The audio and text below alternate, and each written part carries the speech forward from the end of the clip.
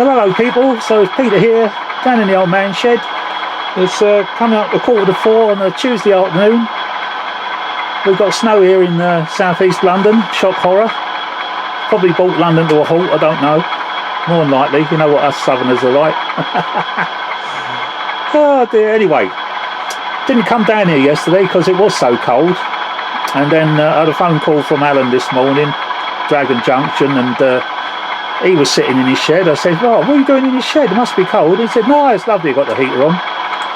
So I thought, well, yeah, all right. So I come down. I've had the heater running on full pelt, and it's now warm and flipping a bit too warm in the shed now, lovely and toasty. So I've turned it down a bit now. But yeah, coming down to do a part of Robert's train set challenge. I say only a part because my layout's not big enough, but just try and see. Well, I know they will do, but I'm going to show you these particular two locos. They're both Bachmanns with their rate of wagons.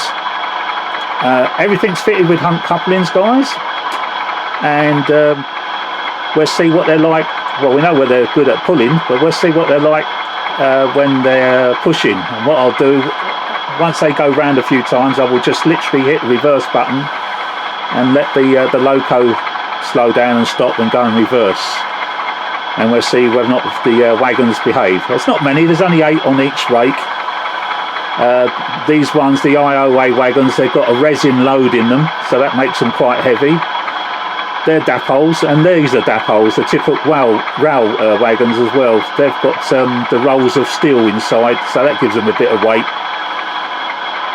So we'll see what they're like when they go backwards. So first of all, we send off the 37. So stand by, a bit of noise.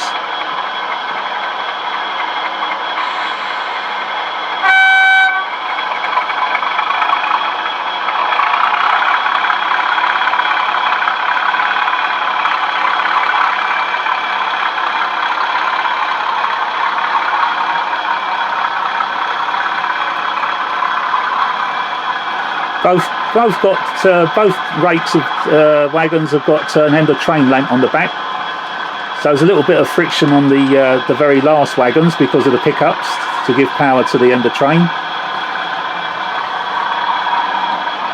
Right, now we get the Bachmann 68 going.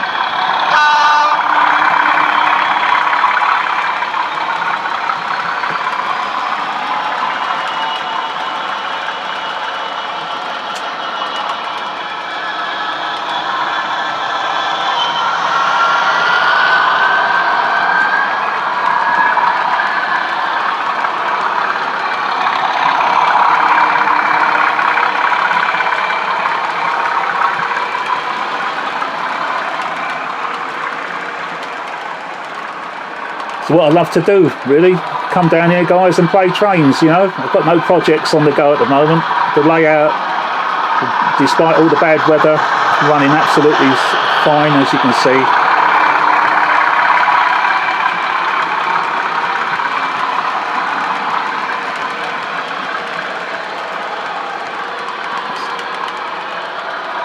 So what I'll do when the 37 comes round again, I'll just literally hit the reverse.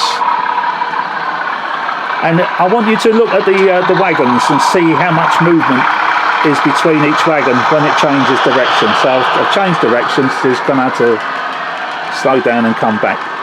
But that's the beauty of these Hunt couplings. There is no movement. Unlike your tension lock couplings where, as you know, pulling, they open out a little bit, and then when they push, they close in a little bit.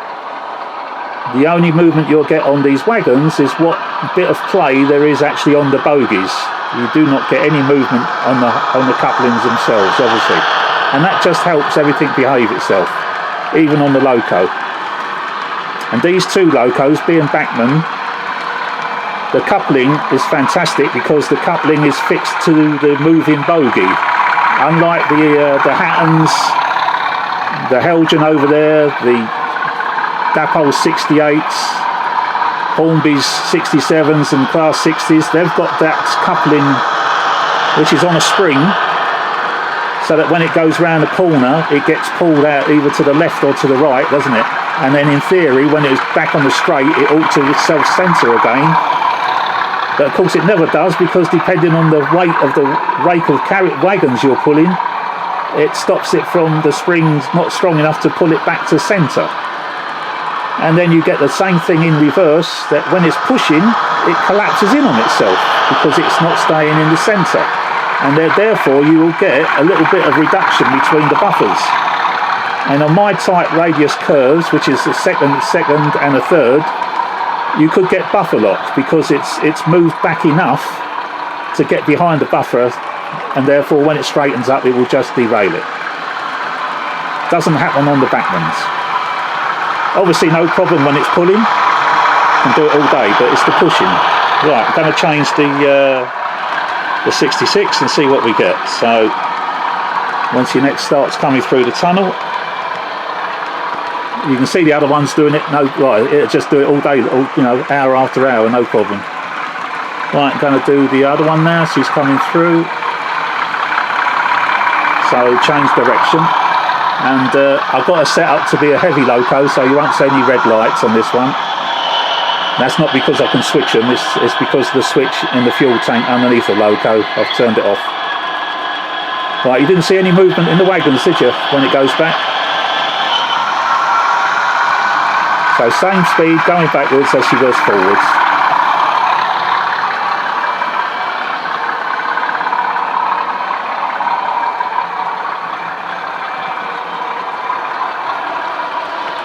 I'll change the 37 back now.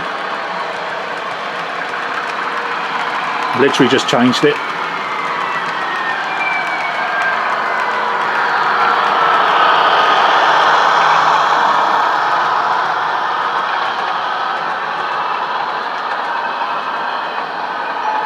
And this is why I'll keep shouting the praises of Hunt couplings. With my little layout, they're a godsend, to have to, when I had the tension lock couplings on all these wagons, to get them off and off on the layout was a flipping nightmare. Even with a tool to try and get in, it's such a faff to do it. Whereas I've got a re-railer, so to put these things on only takes a minute or so, but to take them off you do it instantly with the magnets. Absolutely brilliant.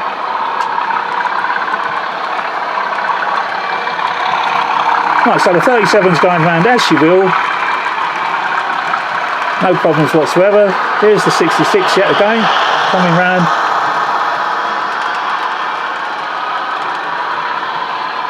Don't forget the track is Hornby set track. Second radius, third radius, and standard points. Nothing special about the points. Yes, it's only going around in a loop. It's got nothing tortuous on this layout. It will go across those points when I want to get a loco from one side to the other or whatever, so they will come across there, but I'm not doing that for now. Right, I will change the direction of the 66 and just see how much movement is in the blue wagons when they get pulled. Right, so I'm changing the direction.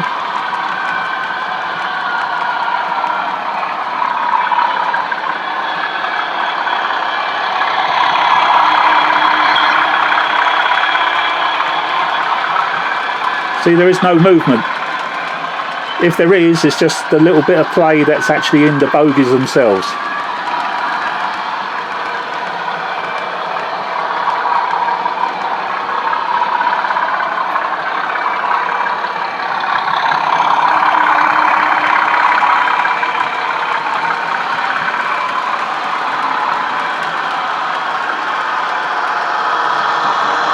And of course, because of illuminated models, having the lighting kit, this particular Bachmann 66 has got the correct lights.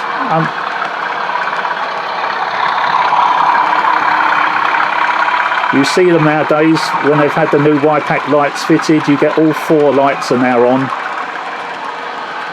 But my other Bachmanns, even if they're only fitted with the daytime running lights, they're correct as well, unlike how Bachmann supply them with just the 2 lights. And I believe they've even gone and done that now with the new Class 20. They've done exactly the same. I'm very interested in getting the two DRS Class 20s, and then, you know, all brand new model and all the rest of it. But good old Bachmann, again, they've not let us down by not having the correct light formation. They've done it the cheap and nasty way, just by having the main headlight and the one daylight, and not have the daytime running lights on. So illuminated models, I hope you're working on that kit straight away. Right, I'm going to stop the 37 and this one, and I'm going to change to a Hattons. Makes a lovely noise at 37, so there she goes, she's stopping.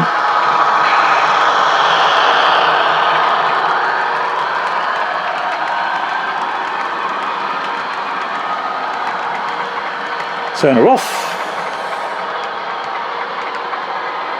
And let's bring the 66 to a halt, and I'll take this little lot off on the outside track because I'm going to put the Aquascale cement tanker wagons on with C-Mex, running C-Mex. This is C-Mex here, so I'm going to have to bring her out and have her leading.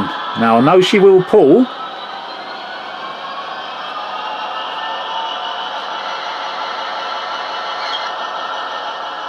Yeah. So there we go.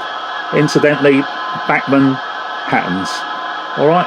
So where's all the detail? You know. Now the lights have been done on this. There's not a lot to choose between the two from a distance. Yes, this I know very highly detailed. This one's had the little wing mirrors put on there. So she's almost, you know, apart from rotating axle boxes, well, perfect, good enough. But this is the old Schenker, not the new one. This is one of the old DB Schenker, not the new release. Incidentally, on the new releases 66s, I noticed that the running end, they've got them running with the grille end first, as opposed to this is definitely the number one end. This is the number one cab under the exhaust. That's absolutely for sure. If you see on YouTube, you know, there's some of these guys, these drivers, they take a camera in the cab with them and do a running session. And there's one particular guy, he's all looking around the cab inside as he's running, and for sure he's got on at the exhaust end, and then inside, up on the roof, it says number one end. And so there you go. And yet the new Bachmanns now, they've got them running like the Hattons with the grille. This one I've got running as a number one end because you can change the CV value. The C-Mex one is running as Hattons, you know, sent it out running with the number one end. Well, it's not the number two end being under the grille, being the leading end. All right, right. Enough waffle. I'm going to turn this down, and I'll be back when we got the other rate of cement wagons on there. All right, see you in a minute. Thank you. This is all your fault, Robert. Yeah, right, okay, we're back, and we've got a change of motive power, and in one case a change of wagons as well.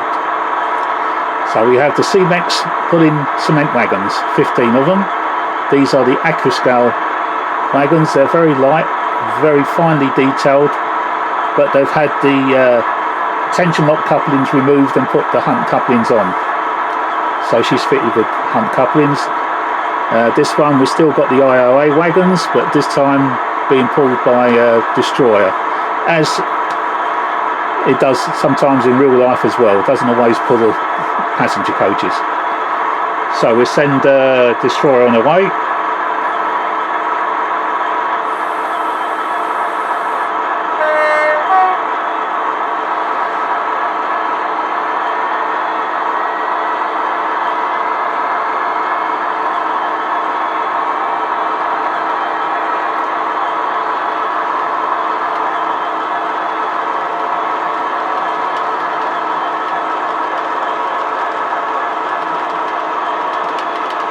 So she should be as good as gold now, happily pulling those 8 around.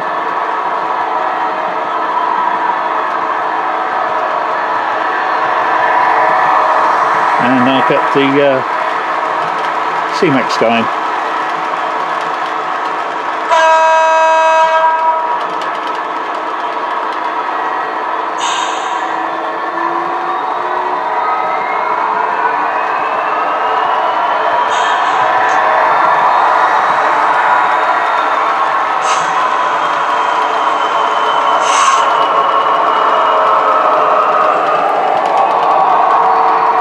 Chalk and cheese going round at the moment because the Dapol 68, as you know, I made a video about it because I was so over the moon to actually receive a loco through mail order that arrived safe and sound and was perfect in the box and has been running perfect on the track. I know it shouldn't happen, you know, that's where it should be all the time, but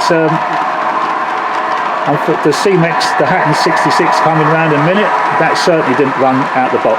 However, like with the rest of the other 5 that I've got, I all had to work on all of them, but they are all running absolutely fantastically now.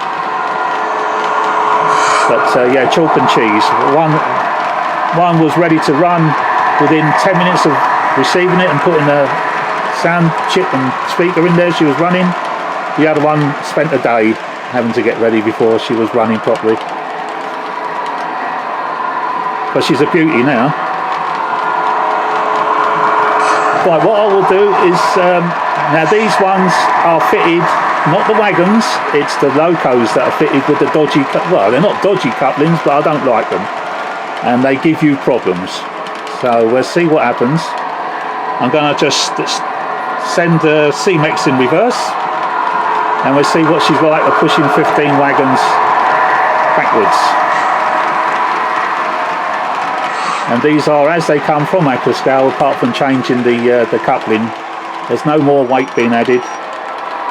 I didn't put an end of train lamp onto the last wagon because there's just so much detail on there, I wasn't going to wreck them. So we're now going backwards on the C-Mex. So here we go. The engine's coming around now, and well, maybe we might get away with this.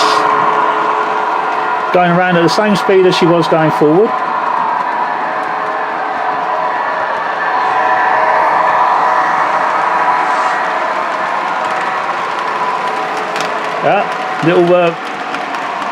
Little hiccup on the last wagon, but she went back on again.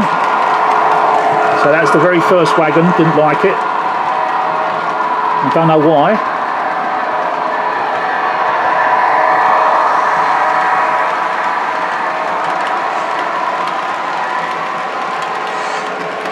She behaved herself that time round. And that's literally just because they're so light.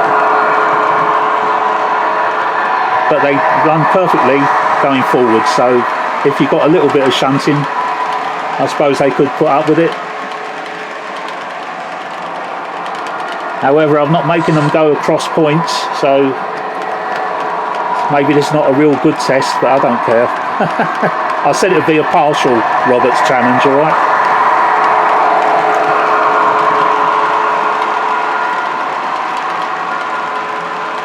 The one coming around one more time, because that's where, just literally before she come into camera shot, she had a little hiccup. Let's see what happens again. No, it's behaving itself now, I don't know why. So I'm going to just change the direction. So hit the change direction now, and you'll hear the old engine note change.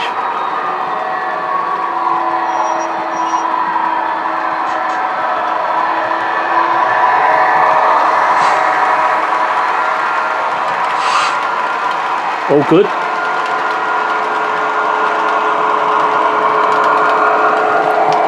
And then what I'll do is I'll stop this one round the back so she's not in the way, and we'll have a look at the 68, because already she has got the horrible shape to the coupling while she's pulling, because the coupling does not straighten when she comes back onto the straight. So I don't think this one's going to do any good at all. So what I'll do, when it comes round again, I will stop it and I'll take the camera down onto the coupling to show you what happens with these particular styles of coupling. It's not happening too much on the Hattons one, I'm pleased to say. Right, hold on, here we go, and press stop.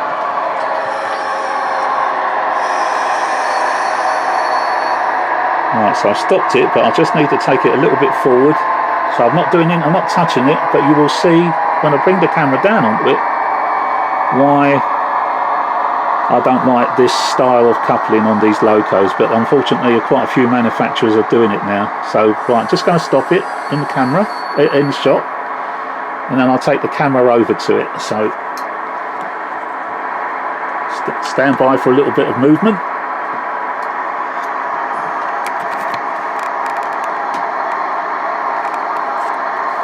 Now, hold on, still getting the camera sorted for you. Can you see there? See how that coupling is not straight? Yeah. You see what happens if I just push the wagon, if I'm going to just move this wagon a little bit, you'll see that this thing is like a dog leg shape at the moment, yeah? So look, when I'm kind of, that's how it should be. It will be like that now on the straight. She just, see, there's too much movement in it. It's not the wagon that's moving, it's the coupling. So you can push it in and out. So what I do is I leave the camera there and I just take her around without touching it. I just set off her again. And when I bring her back, you will see that that coupling is at an angle again, yeah? So she's straight on the straight. But by the time she goes round second radius bends, it'll be stuck with a dog leg. But the hunt coupling hasn't let go, that's a good thing.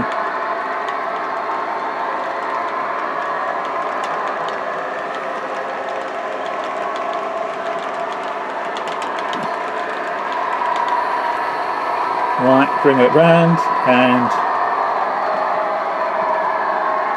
get ready to stop it.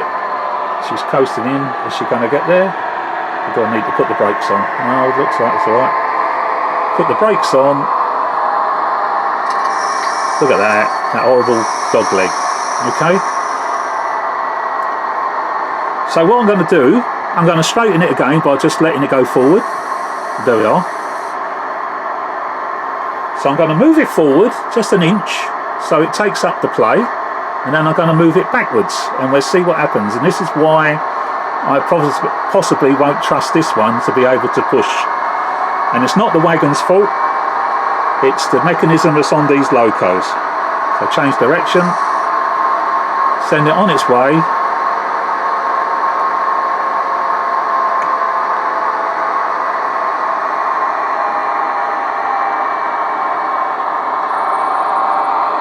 Now hold on, I'm going to stop it there because I'm going to follow it around, or I'm going to show you what's happening to it as it goes around. So she's just beginning to get onto a second radius curve, so I'll move the camera again.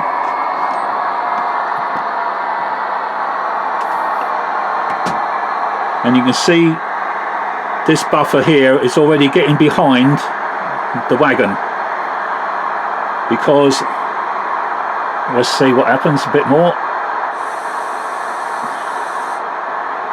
I don't think I'm going to get away here. See how it's pushed forward? Look how far behind the buffer it's got, and it's collapsed even more. So hold on, I'm going to stop it and we'll have a look.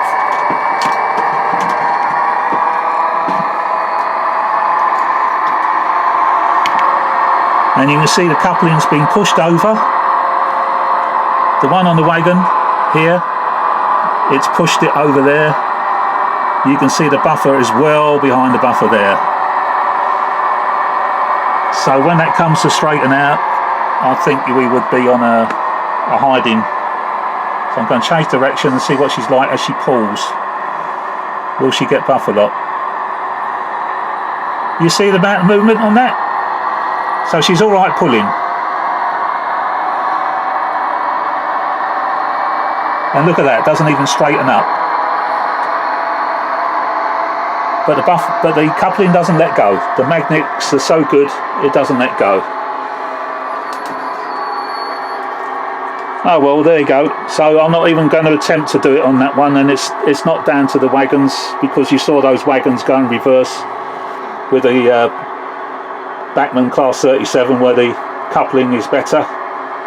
But these particular ones, and I say they're fitted to the Dapol, they're fitted to the Helgen, they're fitted to the Hornbys, and they're fitted to the this 68 as well. So yeah, horrible things.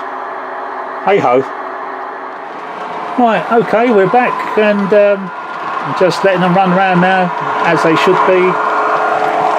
And in this mode, there's no problem whatsoever. So yes, this one on the engine, you got that horrible shape on the coupling because it doesn't get pulled back into the loco as it should do. The weight of the wagons is pulling it out and keeping the couplings off to one side, but even though the magnet is on edge to edge, they're strong enough that it's not letting go.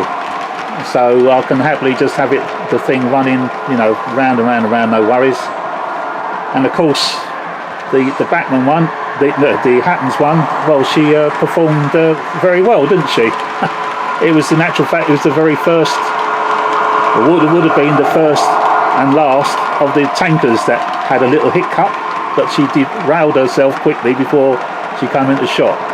But of course, going round the correct way, just have it running all day long, no problems. Well, there you are, guys. So yeah, I hope that you enjoyed that. That was interesting to do. And yeah, Robert, well, no, thank you, Robert, because you made me come out, well, you and Alan, you made me come out into the shed and I wouldn't normally have come down here, but I warmed the shed up. Locos, as you can see, is running, the layout is running faultlessly.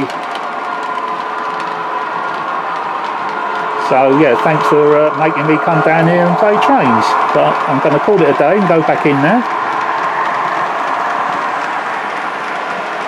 And yeah, so I hope this was a little bit of fun, really. But just an excuse to play trains, wasn't it, in the end? So thanks everybody. Thanks for coming down with me into the old man shed. And this is Peter saying goodbye. So goodbye everybody. Take care. Stay safe. Oh, I've got before I go, I've got my I've got a date to go and get me vaccination. Oh bloody hell! Vaccination? Can't say it. Oh dear, I'm going mad. Yeah. Anyway, so I've got that to do. So that'll be good. So that's something. It must be because I'm old.